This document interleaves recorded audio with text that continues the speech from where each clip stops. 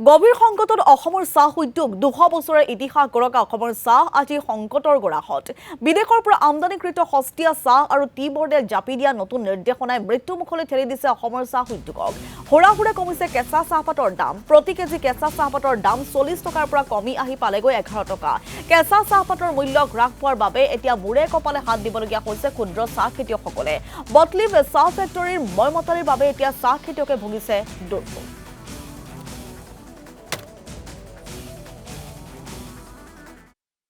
আমি বিশ্বনাথ জিলাৰ প্ৰায় 12,000 ক্ষুদ্ৰ চাহ খেতিয়কে আজি কেঁচা চাহপাতৰ দাম 11 টকা 12 টকা এই ধৰণে আমি পাবলৈ সক্ষম হৈছোঁ আৰু আমাৰ বটলি ফেক্টৰীসমূহে যি মন যায় তাকেই কৰিছে।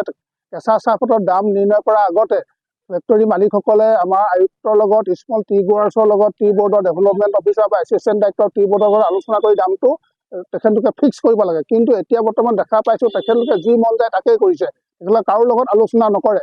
আমাৰ বিশ্বনাথ জিলাত এখন green leaf price monitoring committee আছে, সেই কমিটিৰ লগত মাহে মাহে বহি তেখেতলোকে আলোচনা কৰি দামটো নিৰ্ণয় কৰিব লাগে, কিন্তু তেনেকৈ কৰা নাই। গতিকে আমি বটলিভ বিশ্বনাথ জিলা ক্ষুদ্ৰ চাহ খেতিয়কসকলে বটলিভ ফেক্টৰী মালিকসকলক আমি ধিক্কাৰ দিছোঁ আৰু আমি জনাব বিচাৰিছোঁ যে যদি আপোনালোকে ঠিক এনেধৰণে নিজৰ ময়মতালি দাম ফিক্স কৰে ভৱিষ্যতে কিন্তু আমি আপোনালোকৰ ফেক্টৰীত কেঁচা চাহপাতৰ যোগান দি আমি বন্ধ কৰিম।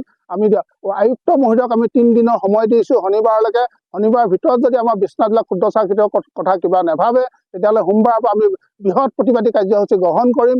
আমি প্ৰথম দিনা ৰাষ্ট্ৰীয় ঘাইপথ অৱৰোধৰ লগতে আমি ৰাষ্ট্ৰীয় ঘাইপথত আমি কেঁচা চাহপাত পেলোৱা আমি সিদ্ধান্ত গ্ৰহণ কৰিম। তাৰ পৰৱৰ্তী পৰ্যায়ত মঙলবাৰৰ পৰা অনিৰ্দিষ্ট কাললৈ আমি কেঁচা চাহপাত তোলা আমি বন্ধ কৰি দিম।